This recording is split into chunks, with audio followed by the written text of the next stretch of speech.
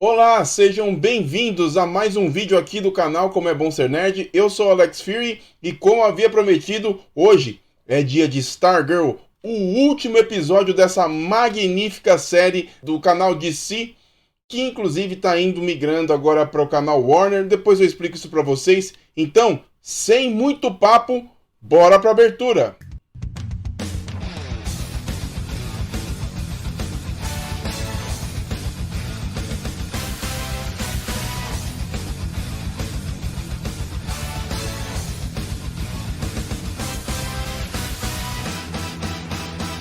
Você quer aprender a desenhar? Aprender as técnicas de construir os personagens dos mangás e dos animes? Segue essa dica aqui que você vai aprender através de um dos melhores cursos que a internet pode oferecer para você. É o método FanArt 2.0. Com ele vocês vão aprender a desenhar os personagens, os favoritos de vocês em apenas 7 dias, mesmo se você não souber nada de desenho. O curso é 100% online. Você pode assistir ele de qualquer lugar, a qualquer hora, no seu smartphone, no seu computador, no seu tablet, aonde você quiser. Ele tem 35 videoaulas compostas por aulas práticas, bem objetivas e com exercícios que vão te ajudar a entender melhor a construção destes personagens com técnicas muito práticas, muito bacanas. E o acesso ao site, ele é vitalício. Uma vez que você está matriculado, você pode continuar acessando quantas vezes você quiser para você continuar revisitando os exercícios que você começou. E ele fica liberado 24 horas por dia para você poder utilizar um momento que você quiser. E você acha que é só isso? Além de tudo isso que eu falei aqui para vocês, o curso ainda disponibiliza para vocês 3 bônus super importantes e interessantes para sua evolução durante o seu aprendizado. E aí, o que é que você está esperando? Acesse o link agora que está aqui na descrição do método FanArt 2.0 e comece já o curso que vai mudar a sua vida e você finalmente vai conseguir realizar o seu sonho de ser um grande desenhista de mangá e de anime. Muito bem, pessoal, já aproveita antes de eu começar o vídeo aqui, se inscreve no canal, clica aí no sininho para você receber as notificações de quando a gente postar alguma coisa nova. Clica aí também nas nossas redes sociais, que a gente sempre posta alguma coisa antes de colocar aqui no canal. E também, não se esqueça de dar aquele like para dar aquela força bacana aqui pra gente. Então, pessoal, sem muita conversa, bora pro vídeo.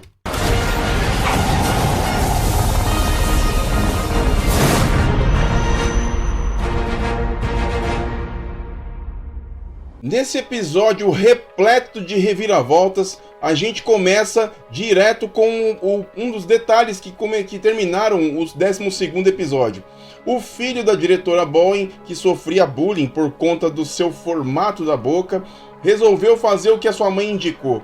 Ele pegou a sua tuba e foi justamente cobrar a vingança do colega que havia tirado uma chacota dele. Nesse momento, seu professor chama a sua atenção justamente pela sua atitude e pergunta se a mãe dele faria isso. E ele retruca, justamente dizendo que é a própria mãe que o orientou a fazer isso. E é nessa hora que de repente a gente escuta um estrondo bem no meio da quadra de esportes da escola e a gente vê uma comporta se abrindo exatamente ali no meio do campo de futebol. Uma cena muito parecida inclusive com o conceito dos X-Men quando o jato sai do meio da quadra de basquete da mansão.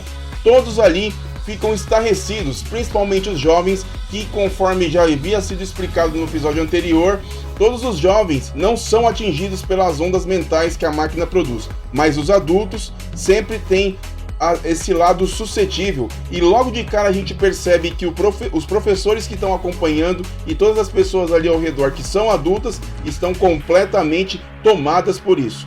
A cidade de Blue Valley, inclusive, está toda paralisada na rua e a gente percebe que do meio do nada uma figura começa a andar entre as pessoas e a gente percebe que é Jordan McKent, que está ali observando todo o resultado do funcionamento da máquina e nesse momento ele verifica uma garotinha que está com seu pai preocupada, que o pai ficou ali parado sem dar nenhuma resposta e ali ele tenta tranquilizá-la dizendo que o pai dela dali pra frente vai pensar de uma maneira muito melhor e que ele vai ser uma pessoa melhor.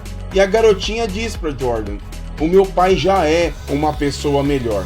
Então Jordan diz para ela: você vai ver como ele vai ficar bem melhor ainda. E claro, a gente tem aquele detalhe dos olhos com aquele lampejo azul característico justamente do efeito que a máquina tem nas pessoas. E nessa hora a gente vai para dentro da sociedade da injustiça e verificamos ali o Cavaleiro Brilhante, também tomado ainda pelo controle da máquina, sem saber o que fazer, e o Hourman e a Pantera tentando de alguma forma despertá-lo daquele transe. Nesse momento, Brainwave, com todos os poderes ali em seu controle, tenta aumentar ainda mais a sua forma de acessibilidade aos que estão ao seu controle. E ele começa justamente a dar trabalho para Stargirl, que está sendo perseguida pelo Faixa, totalmente tomado pelo poder das ondas mentais. Ela tenta fugir, mas o Faixa é uma máquina gigantesca que a todo tempo a cerca e ela não tem mais o que fazer. E então, num momento de desespero, ela diz para o Faixa não fazer aquilo, porque ela é sua filha. E falando isso, ela apela para uma forma de mexer com o controle mental do Brainwave, e o Faixa começa a ter alguns lampejos ali por conta do que ela disse. Ele tem muito carinho pela Stargirl, e justamente foi essa fala que fez com que o Faixa ficasse assim descontrolado, fora do controle da máquina. E aos poucos ele começa a ter um sangramento nos ouvidos, e é justamente aí que a gente passa para a sala de controle do Gambler, que está justamente explicando para a Beth, que também está ali tentando entrar no sistema, o porquê, o que vai acontecer com as pessoas que resistem ao poder da máquina. Se resistir, o risco de morrer é muito grande. E ali, logo de cara, o professor é o primeiro a ter esse efeito e ele cai morto, justamente na hora em que o Gambler está explicando todo esse processo. E ali, nesse momento, o Chuck, que é o óculos do Dr. Midnight, começa a especular que, muito provavelmente, as pessoas estão suscetíveis porque existe uma espécie de bloqueador na base da Sociedade da Injustiça. E ele começa a especular mais coisas. Ele especula que esse bloqueador de sinal abrange toda a área. E ele começa a especular a possibilidade de encontrar esses pontos.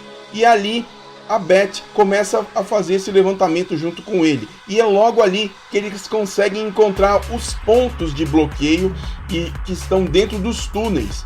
E eles começam a articular alguma forma de chegar ali. Nesse momento, o Gambler hackeia mais uma vez os óculos do Dr. Midnight, dizendo que não vai ter jeito, que ele não consegue fazer nada a partir dali. Mas eles mantêm a força para continuar tentando a descobrir o que fazer com aquilo. E então, o Gambler ativa o Jordan McKent para poder ir lá resolver esse problema com os jovens da nova Sociedade da Justiça. Então, essa cena inclusive lembra bastante, quando ele está tirando a gravata, lembra muito, até por conta de ser do universo DC, o clássico momento em que o Superman tira a gravata para poder exibir o S no peito. Bacana que inclusive nessa hora a Beth e o Chuck encontram uma alternativa. O que faria mudar o ponto de vista do Gambler, que daria tempo deles poderem fazer um acesso e desbloquear, porque o Gambler ele estava colocando firewalls o tempo todo no sistema e não deixava o Chuck acessar. E é bem nessa hora que ele resolve fazer o seguinte: ele acessa as contas bancárias do Gambler, porque uma coisa que o Gambler dá muita atenção é para dinheiro, e é bem ali que ele pega a fraqueza do Gambler e começa a articular com as contas. E o que eles fazem?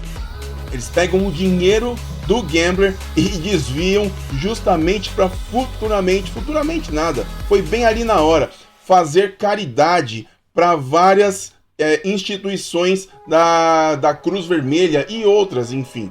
É aí que a Beth vira o jogo e começa a tirar todo o dinheiro do Gambler, que fica desesperado, descontrolado, sem saber o que fazer.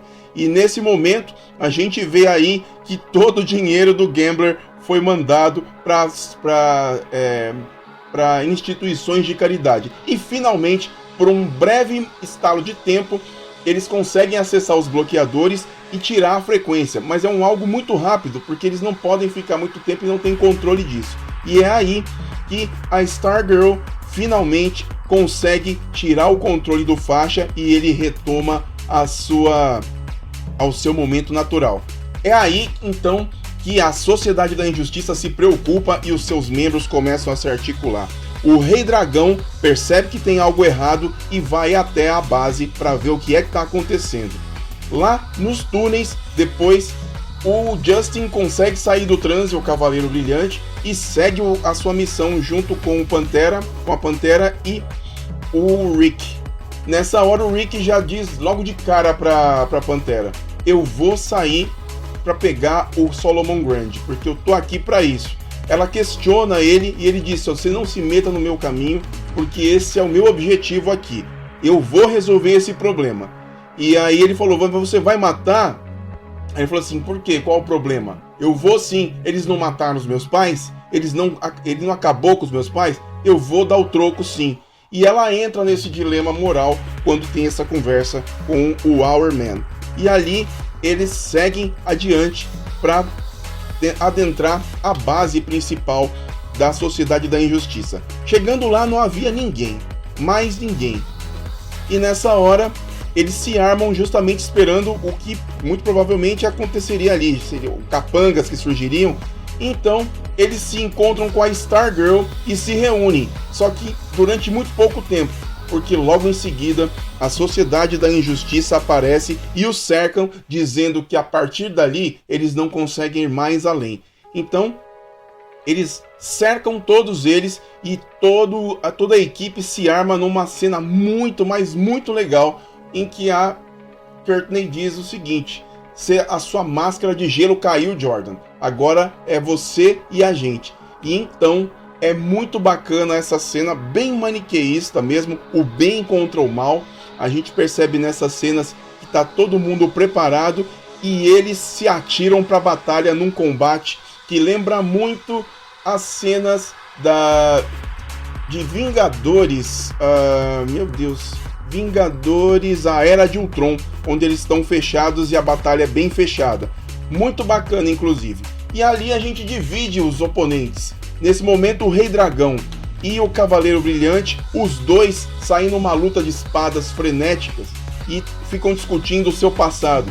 E nessa briga acaba tendo um efeito colateral. Eles deixam a porta da Lady Shiv destrancada, que aproveita para sair. Claro, o Justin não tem mais o treinamento do Cavaleiro que ele era antigamente. E claro que ele está perdendo para o Rei Dragão. Nessas tentativas, ele acaba caindo. E no momento do golpe fatal, o Rei Dragão é atingido pelas costas pela sua filha, que tinha uma vingança já guardadinha para resolver com ele e resolveu ali. E nesse meio tempo, o Gambler percebeu que a briga estava ficando esquentada e resolveu dar uma força. Finalmente, a gente vê ele, Solomon Grundy, foi liberado para entrar na briga. Enquanto isso, toda a Sociedade da Justiça estava caindo, porque a equipe da Sociedade da Injustiça estava ganhando uma vantagem em cima de todos. Não havia chance de melhora. Então, a Stargirl, num último suspiro, resolve liderar como o seu antecessor Starman fazia. E assume para si a liderança de todo o processo e consegue derrotar um a um como um belíssimo trabalho em equipe. E nessa hora, o último que cai é Jordan McKent, que fica ali no chão, esperando o golpe fatal do Faixa, que infelizmente não conseguiu dar conta desse recado, porque é justamente aí que surge ele, Solomon Grundy, que sai na porrada direto com o Faixa, numa cena de luta frenética. Só que as equipes precisavam se dividir para resolver o problema. Menos o Rick. que viu a chegada do Solomon Grundy e se inflamou de ódio para entrar na briga junto com o Faixa para acabar com o Solomon Grundy de uma vez. As meninas pediram para que ele não fosse, mas ele estava cego de ódio e ele só queria resolver esse problema. Então, as duas resolvem continuar a missão. A Pantera dá um golpe com suas garras no painel de acesso da sala onde daria justamente para a máquina do Dr. Ito, e nessa hora, quando elas conseguem entrar, surge a Lady Shiv, que vai tentar resolver suas pendências com a Stargirl. Uma luta frenética das duas começa ali. A Pantera pediu para que a Stargirl terminasse logo com aquilo, mas a Courtney pediu para que ela continuasse a missão sozinha. Então, Yolanda adentra nos corredores e vai em frente para resolver o problema. E ela encara todos os capangas de uma vez só. Enquanto isso, a briga de Courtney não para. Lady Shiv está com ódio de tanto tempo presa e justamente por causa das diferenças que ela tinha com a Courtney.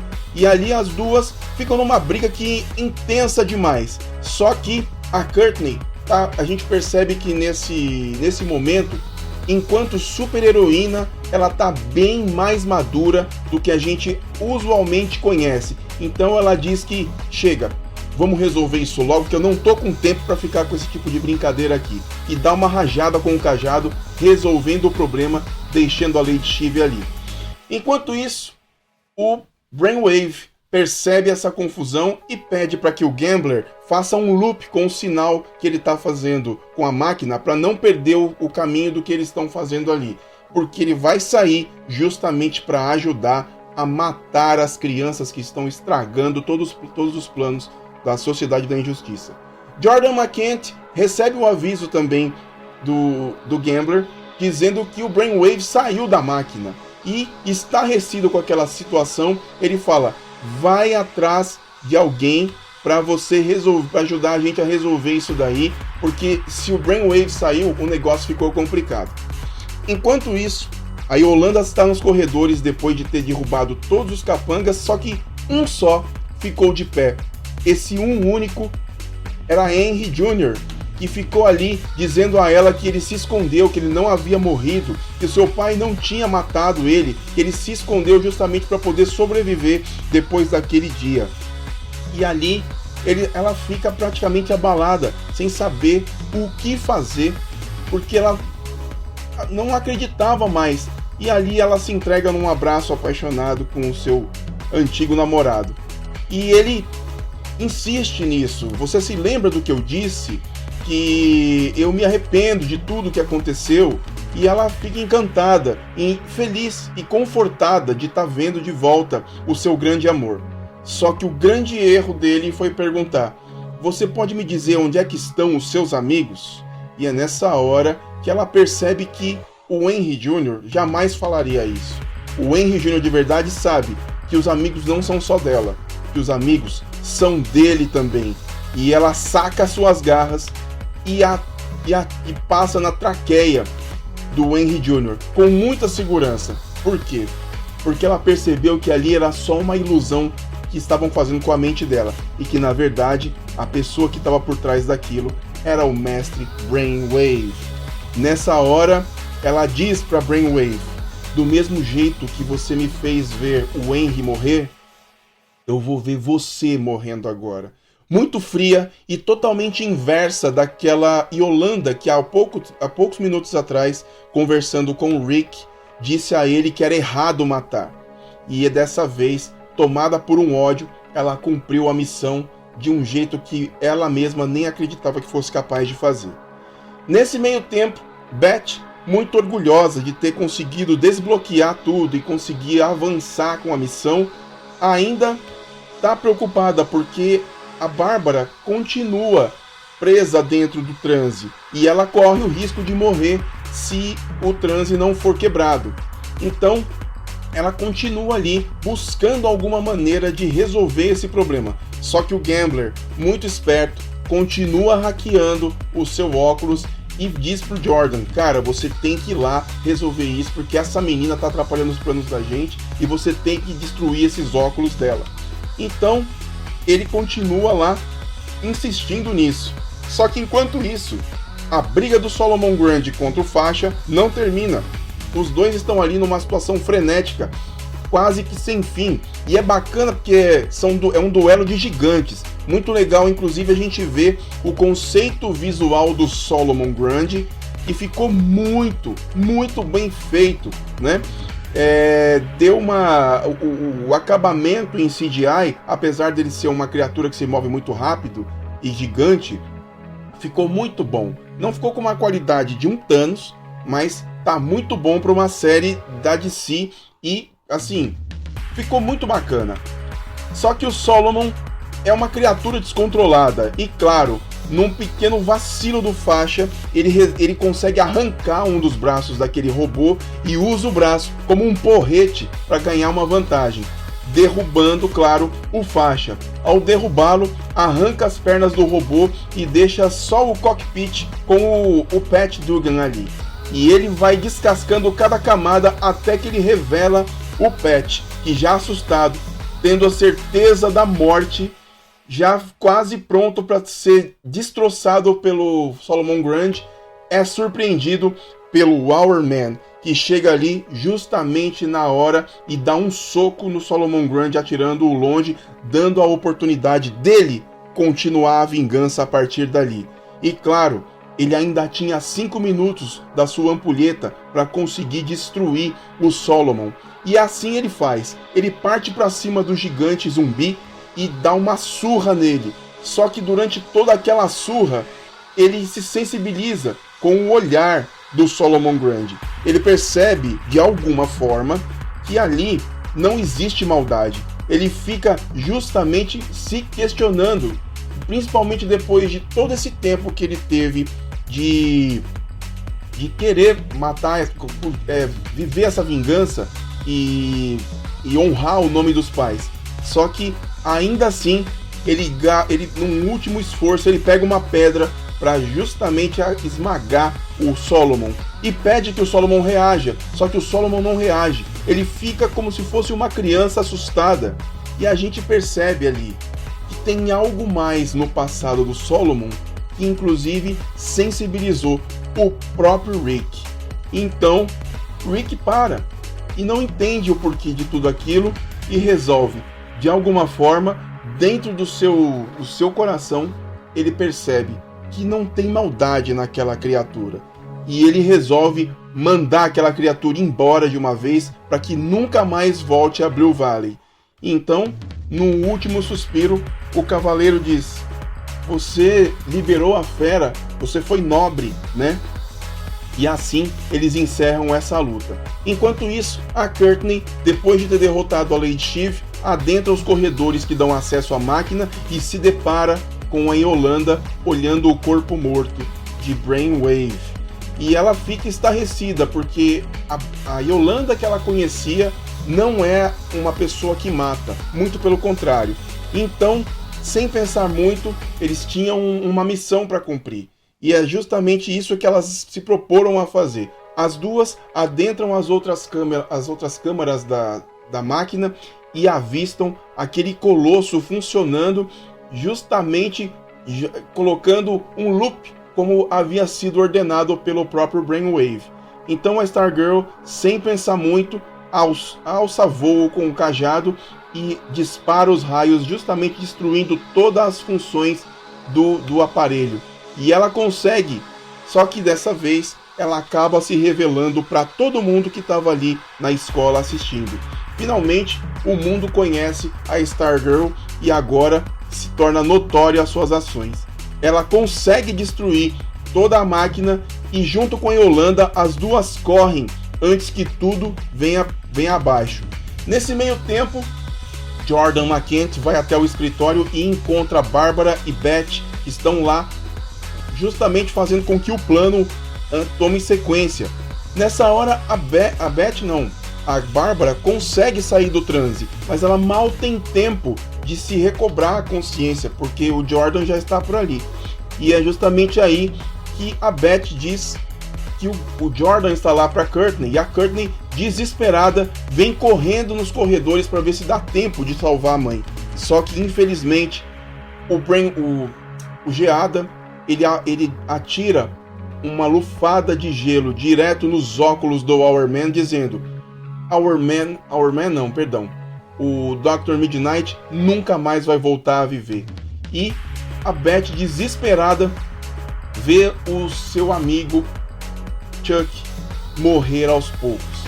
E infelizmente ele pede ajuda para Beth, mas ela não tem como fazer. A lente vai se escurecendo e aos poucos a gente vê a morte de uma das inteligências artificiais que mais fizeram presença nessa série. O Chuck não é mais uma máquina usual dentro da história.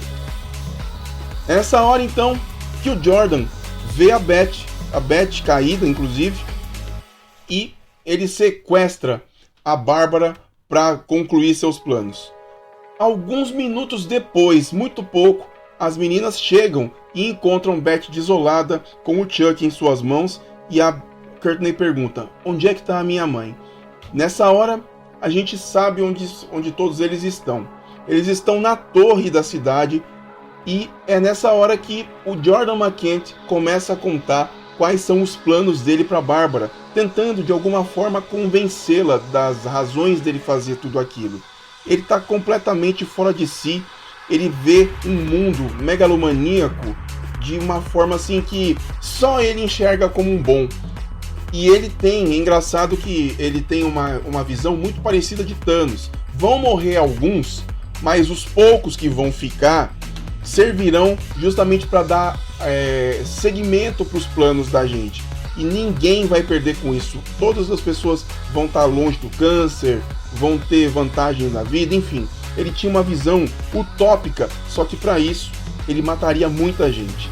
E então a Bárbara questiona ele, que tá louco, ele não tá nas faculdades mentais normais. E fala assim: sua esposa gostaria de saber disso, depois de tudo que você tá fazendo?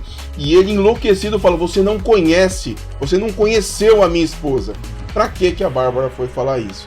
E justamente aí que ele fala: então tá bom, já que você não vai querer participar do meu plano, então você vai pensar a respeito do assunto enquanto você cai dessa torre até lá embaixo.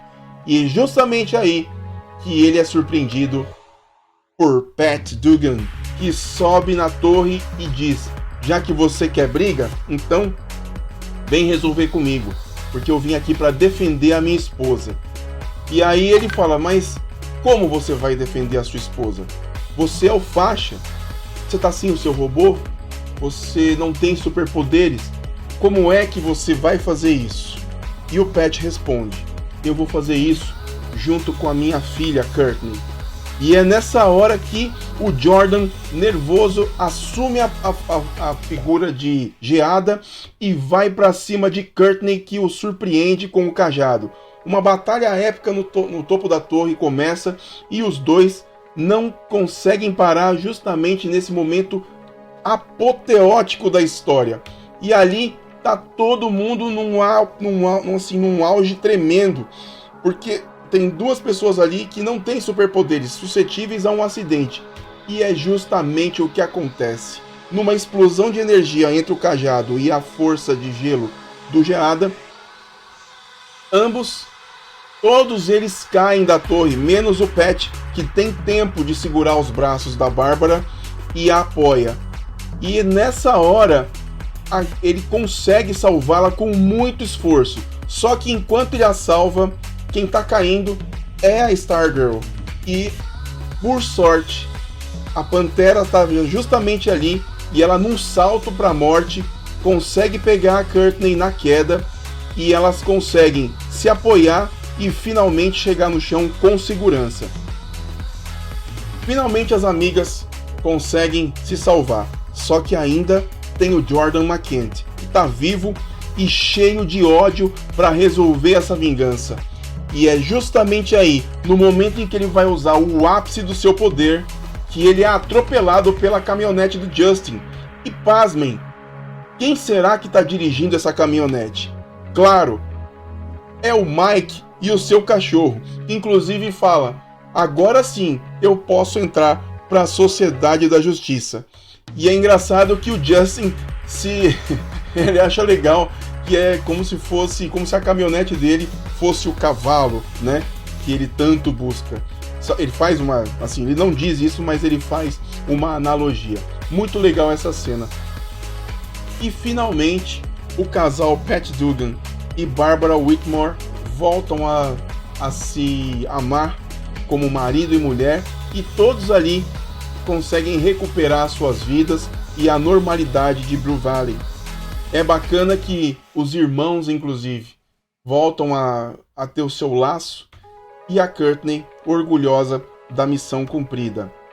Finalmente, Blue Valley volta a ser a cidade pacata e tranquila que era anteriormente. Toda a equipe agora confabula o que virá daqui para frente, né? Se todos conseguiram resolver os seus problemas internos, o que ficou para trás, o que pode vir daqui para frente. E uns deles ficaram com tristezas durante todo esse processo. A Beth perdeu o seu melhor amigo, o Chuck. E a Yolanda mudou de uma forma drástica depois que ela matou o Brainwave. Não dá para saber o que vai ser daqui para frente da Yolanda depois desse episódio trágico na vida dela. E o Justin finalmente recuperou a sua memória, recuperou tudo que havia sido perdido nesse processo do Brainwave, mas ele ficou frustrado porque ele não foi capaz de derrotar o Rei Dragão, infelizmente. Mas o faixa, o Pat Dugan, foi bem bacana, que ele disse: claro que você ajudou. Você ajudou a Sociedade da Justiça inteira a vencer esse desafio. E não se preocupe, que outros dragões ainda virão. E aí ele falou, muito orgulhoso: sim, e eu estarei aqui. E olha, eu vou sair agora, eu vou embora, porque eu vou buscar o meu cavalo. O clássico cavalo do Cavaleiro Andante, que tem asas, como se fosse um Pegasus. Quem sabe a gente não vê esse personagem clássico na próxima temporada. E ele diz para Stargirl: até a próxima aventura, Stargirl. E assim ele se vai, deixando essa equipe maravilhosa para trás. E a Bárbara pergunta inclusive pro Pat: e agora, como é que vai ficar depois de tudo isso que aconteceu aqui em Blue Valley? A televisão vai falar, isso vai ficar exposto, o resto do mundo vai querer saber o que aconteceu aqui. E o Pat diz uma coisa intrigante.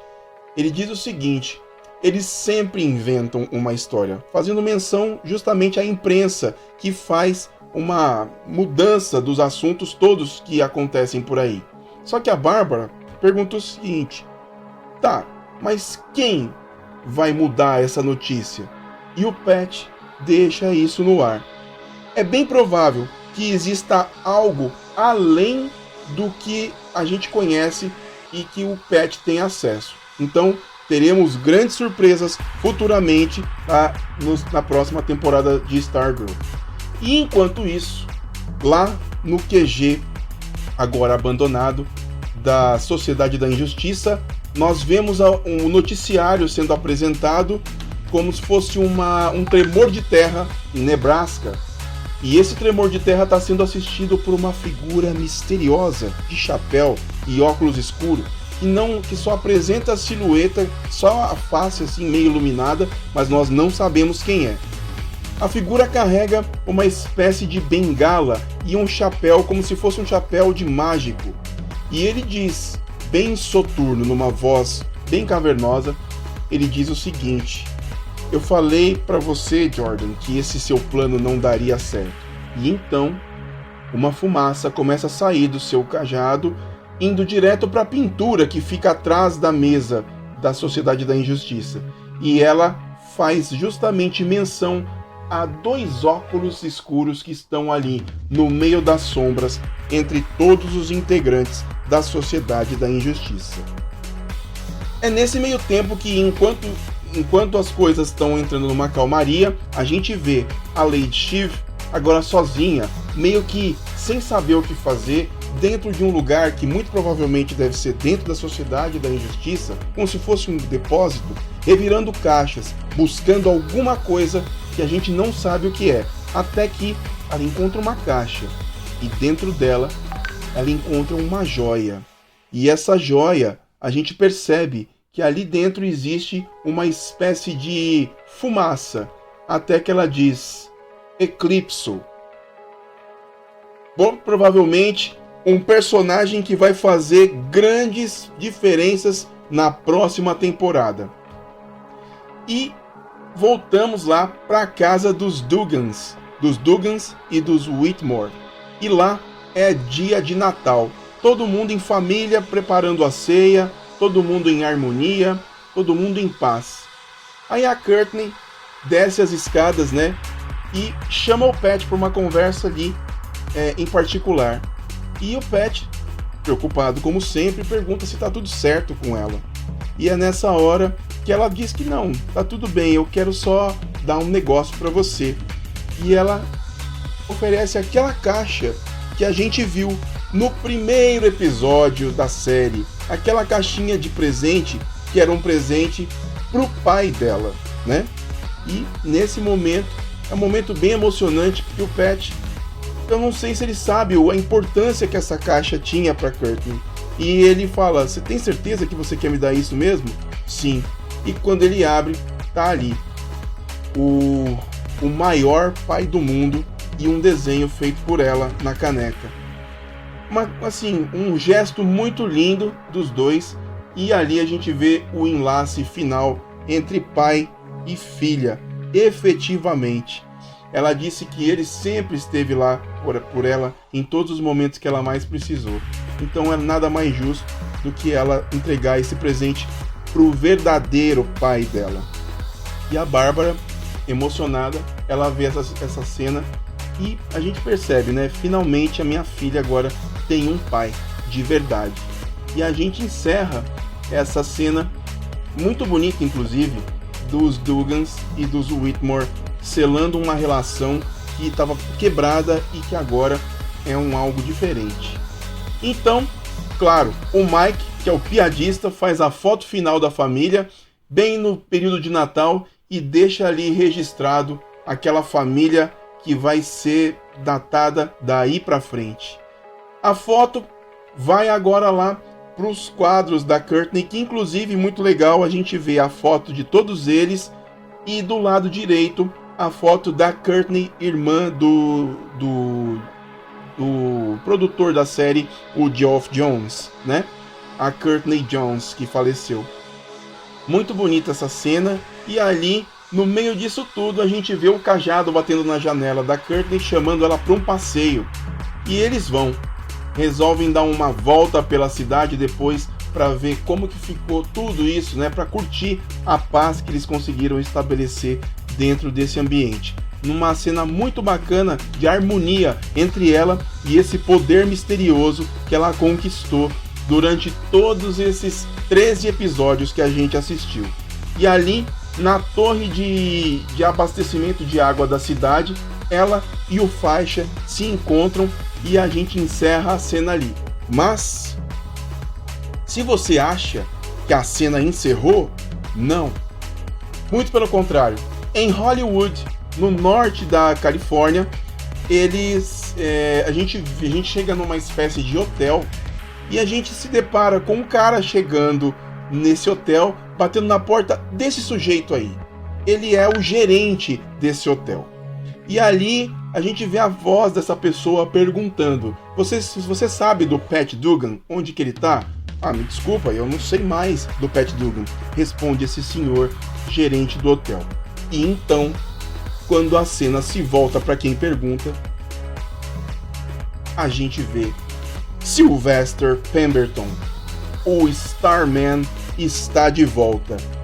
Gente, eu não sei quanto a vocês, mas eu praticamente adorei esse final, porque deixou a gente com um gostinho de quero mais por conta dessa série maravilhosa.